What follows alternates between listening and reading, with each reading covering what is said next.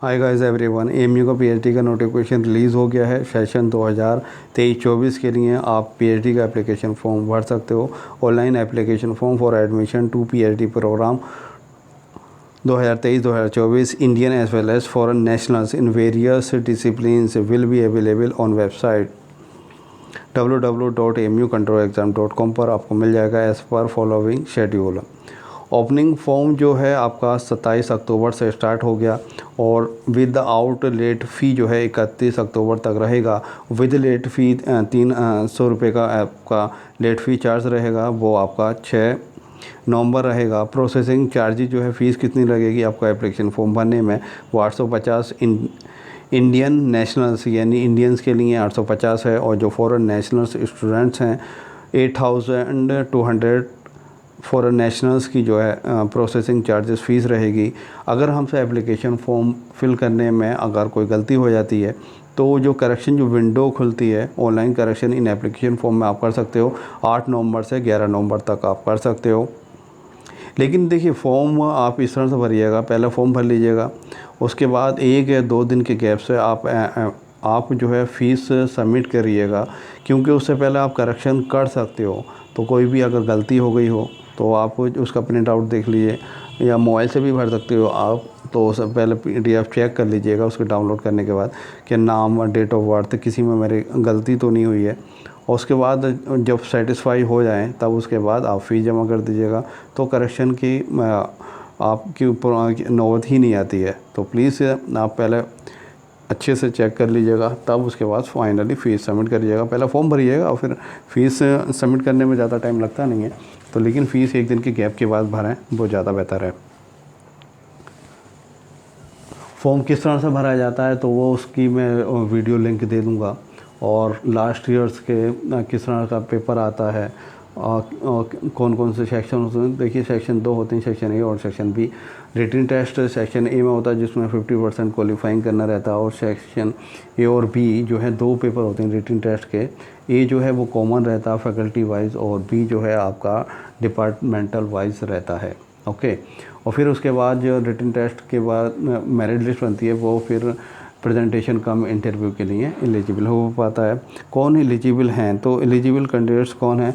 Candidates who will be eligible for to apply for admission. कौन apply कर सकता है? जिन्होंने क्या है PG किया हो, 1 ईयर या 2 सेमेस्टर डिग्री किया हो, प्रोग्राम PG किया हो, आफ्टर 4 ईयर से 8 सेमेस्टर बैचलर डिग्री, जिनका जो है ग्रेजुएशन जो है वो 4 साल का हो, तो वो फर्स्ट ईयर और या 2 सेमेस्टर मास्टर डिग्री प्रोग्राम वाले एलिजिबल हैं PhD में अप्लाई करने के लिए। या फिर सेकेंड ईयर या 4th semester master degree programme वाले हैं जिनका बैचलर डिग्री जो है वो आपका 3 साल का हो, 3 years bachelor degree programme. Okay, declared equivalent to the master degree by the corresponding statutory regulatory body with at least 55% marks in aggregate and its equivalent। तो मार्क्स की अगर हम बात करें तो वो है आपका 55%। ओके, MPhil में भी आपका 55% होने चाहिए। अगर हम नेक्स्ट बात करें, The above shall be subject to any requirements of eligibility that may be let down। तो अगर कंडीशन, क्योंकि थोड़ी सी चेंज भी होती रहती है, तो आप वेबसाइट को देखते रहिए, लेकिन ऐसा चेंज होगी नहीं। क्या provided data candidate working in external funded students भी हैं, वो भी क्या है कंसल्टेंट्स, वो भी अप्लाई कर सकते हैं। कॉन्ट्रैक्चुअल इसी यूनिवर्सिटी के contractual assistant professor guest teacher भी क्या है वो अप्लाई कर सकते हैं एज ए पार्ट टाइम, बाहर के लिए नहीं है। ऑफ दिस यूनिवर्सिटी, देखिए जो ये यूज़ हो रहा है ना, ऑफ दिस यूनिवर्सिटी यानी अलीगढ़ मुस्लिम यूनिवर्सिटी में जो असिस्टेंट प्रोफेसर हैं, जो कॉन्ट्रैक्चुअल हैं, गेस्ट टीचर हैं, वो क्या है पार्ट टाइम PhD प्रोग्राम कर सकते हैं। क्या है, पार्ट टाइम कर सकते हैं। Provide permanent school teacher of this university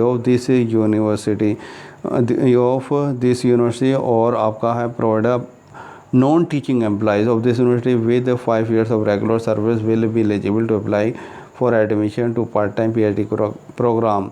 तो आपके जो है contractual assistant professor, guest teacher, school के टीचर, नर्सिंग जो है नर्सिंग ट्यूटर, ये पार्ट टाइम क्या पीएचडी कर सकते हैं, अदरवाइज़ इसके अलावा और नहीं कर सकता। नॉन टीचिंग में जिन्हें 5 ईयर रेगुलर सर्विस हो गया है परमानेंट होने के बाद, वो आपके पार्ट टाइम पीएचडी कर सकते हैं। एज वो 5% मार्क्स का जो रिलैक्सेशन मिलेगा, यानी 50% का जिसका रहेगा, वो सिर्फ हैंडीकैप डिसेबल्ड पर्सनस का ही रहेगा। Okay. Criteria for admission, criteria क्या है सेलेक्ट करने का? तो selection of candidates in PhD programme will be made through an admission test comprising, जिसमें से 2 टेस्ट होते हैं, सही है। एक तो होगा रिटन टेस्ट, और ये सेक्शन जो होगा उसमें रिटन टेस्ट होगा, और सेक्शन बी जो है आपका प्रेजेंटेशन कम इंटरव्यू होगा। For those who qualifying the written test and are shortlisted for the presentation cum interview, यानी रिटन टेस्ट के बेस पे आपको शॉर्ट लिस्ट किया जाएगा प्रेजेंटेशन कम इंटरव्यू के लिए। और कुछ जो subject to examination given under para 3.1 का sub clause second 3.1 third of the chapter 25E of the ordinances academic है। तो एग्जाम्प्ट कौन है? तो एग्जाम्प्ट कैंडिडेट्स वो हैं जिन्होंने क्या है, candidates who qualify the fellowship, यानी फेलोशिप और scholarship in UGC net, fellowship यानी स्कॉलरशिप इन यूजीसी नेट या यूजीसी CSIR नेट के, तो वो हैं जो सिंपल अगर भाषा में मैं कहूँ जिन्होंने JRF निकाला है, तो वो एग्जाम्प्ट है। सिंपल नेट वाले वो टेस्ट से एग्जाम्प्ट नहीं है। ओके, तो उन्हें टेस्ट देना होगा। जो नेट वाले हैं उन्हें तो टेस्ट देना होगा, लेकिन JRF वालों को टेस्ट देना नहीं होगा, क्योंकि फेलोशिप और स्कॉलरशिप इन यूजीसी नेट या UGC CSIR NET. Okay, similar level test with a score more than या equal to qualifying marks of general category या valid at the time of admission are exempted, वो exempt रहेंगे written test से। In the written test however they must appear in the presentation cum interview in person to become eligible for selection. तो presentation cum interview में उनका appear होना वो compulsory है for selection के लिए। वो टेस्ट में तो रिटर्न होंगे, लेकिन ऐसा नहीं है कि वो प्रेजेंटेशन कम इंटरव्यू में भी एग्जाम्प्ट होंगे, वहाँ कंपलसरी बैठना है अगर वो सिलेक्शन चाहते हैं तो। फॉरेन नेशनल्स आर एग्जाम्प्टेड होते हैं from appearing in the written test, उनका रिटन टेस्ट से वो एग्जाम्प्ट होते हैं, उन्हें रिटन टेस्ट की ज़रूरत नहीं होती है। However they must appear in the presentation cum interview in person या through video conferencing person to become eligible for selection. तो वो जो है पर्सन जो हैं वो फॉरेन नेशनल जो स्टूडेंट्स हैं रिटन टेस्ट से एग्जाम्प्ट होंगे, लेकिन प्रेजेंटेशन कम इंटरव्यू उनके लिए कंपलसरी है, चाहे वो वीडियो कॉन्फ्रेंसिंग के थ्रू भी दे सकते हैं, वो एलिजिबल रहते हैं। Okay, more than details kindly see the chapter 25। अगर और आप डिटेल देखना चाहते हो तो चैप्टर 25E आप देख सकते हो ऑफ PhD ऑर्डिनेंसी रेगुलाइजेशन क्या एकेडमिक्स है, available on the website www.controlexam.com पर ये अवेलेबल है। Whether the applicant fulfils academic eligibility condition or या नॉट, कौन एलिजिबिलिटी कंडीशन फुलफिल कर रहा है या नहीं कर रहा है। अब इंटरनल और एक्सटर्नल स्टूडेंट्स में फ़र्क क्या होते हैं?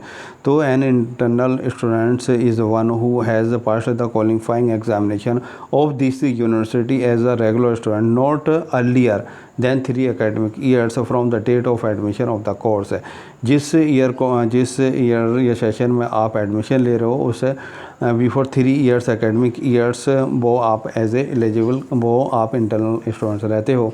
अगर एक्सप्लेनेशन के in the light of the above definition only those candidates who have passed the qualifying examination for the course concerned from this university as a regular student during academic session 2020-21, जिन्होंने 20-21 में या 21-22 और 22-23 में जो पास किया होगा PG shall be consider as internal student रहेंगे for PhD admission के लिए। Not only those candidates who have passed the qualifying examination in the session 2022-23, खाली ऐसा नहीं है कि 22-23 वाले earlier are eligible to appear in the admission test. Candidates passing the qualifying examination in 2023 से 24 are not eligible, जिन्होंने 23 से 24 में पास आउट किया होगा लेकिन अभी पास आउट किया नहीं है, तो वो क्योंकि ये 23 से 24 का हम PhD का एप्लीकेशन फॉर्म भरा जा रहा है। ओके, तो इंटरनल स्टूडेंट्स रहेंगे, बाकी जो है वो आपके एक्सटर्नल स्टूडेंट्स रहेंगे जिन्होंने जो क्वालिफाइंग एग्जामिनेशन है यानी पीजी जो है, एमए है या एमएससी है या एमटेक है, जिन्होंने एमयू से नहीं किया वो एक्सटर्नल स्टूडेंट्स होंगे। जिन्होंने एमयू से किया है और लेकिन बेनिफिट उन्हें सिर्फ मिलेगा 3 एकेडमिक ईयर सेशंस वालों को, जो 2020-21 को और 21-22 और 22-23 वालों को। Okay, whether applicant exempt from the written test, मैं आपको हम डिक्लेयर कर ही चुके हैं। एग्जाम्प्ट जो रहेंगे वो सिर्फ वही रहेंगे जिन्होंने फेलोशिप यानी फेलोशिप हो और स्कॉलरशिप इन यूजीसी नेट या CSIR नेट हो, वही एग्जाम्प्ट हैं अदरवाइज़ और नहीं होगा कोई। अब किस तरह का पेपर आता है हमें काफ़ी हेल्पफुल रहेगा, और किस तरह का सेक्शन 2 होती हैं, सेक्शन ए और सेक्शन बी। सेक्शन ए जो है आपका वो फैकल्टी वाइज होता है और सेक्शन बी जो है आपका डिपार्टमेंट ऑब्लिक डिसिप्लिन वाइज रहता है। तो ये जो हैं वीडियोस 175 तो आप इस पे आकर देख सकते हैं, तो मैक्सिमम आपको डिपार्टमेंट और डिसिप्लिन मिल जाएंगे। ओके, तो आप वीडियो यहाँ जाके आप देख सकते हैं। प्लीज़ इस चैनल को सब्सक्राइब कर दीजिएगा, क्योंकि देखिए यूट्यूब की भी कंडीशन है कि 1000 सब्सक्राइबर और कुछ 4000 वॉच आवर्स ज़रूरी है, तभी मोनेटाइज हो पाता है। तो प्लीज़ इस चैनल को मोनेटाइज करवा दीजिएगा। हो सकता है अभी की तरह मोनेटाइज हो जाए, तो प्लीज़ इस चैनल को सब्सक्राइब कर दीजिएगा। एज ए मॉरल आप लोगों से रिक्वेस्ट है, और कोई भी क्वारी हो तो वो आप पूछ सकते हैं, मैं उसका रिप्लाई ज़रूर करूँगा। तो ये अब हम एक बार एडवर्टाइजमेंट ये देख लेते हैं। देखिए 7 अक्टूबर 2023 से फॉर्म भरा जा रहा है, 31 अक्टूबर तक आप भर सकते हो विदाउट लेट फ़ी। क्योंकि अगर लेट 31 के बाद आप भरते हो 6 नवंबर तक, तो 850 प्लस 300 उसमें और ऐड कर देना एज ए फ़ाइन, तो काफ़ी अमाउंट बढ़ जाएगा। ओके, तो वो तो इसलिए और प्लीज़ फॉर्म केयरफुली भरिएगा, सारे डॉक्यूमेंट्स अपलोड कर लीजिएगा। किस तरह से भरा जाता है फॉर्म, तो उसका भी वीडियो मैं लिंक नीचे दे दूँगा। और वीडियो लास्ट ईयर्स के पेपर भी कोई भी क्वेरी हो वो भी, और चैप्टर 25E है वो भी मैंने डिटेल में मेंशन उसकी वीडियो बनाई हुई है, वो भी आप देख सकते हैं। अगर वो ना देखना चाहें वो बेहतर है, क्योंकि टाइम भी काफ़ी वेस्ट होगा उसमें। कोई भी क्वेरी हो तो आप क्वेश्चन कर सकते हैं, मैं उसका रिप्लाई ज़रूर दूँगा। Thank you for watching this video.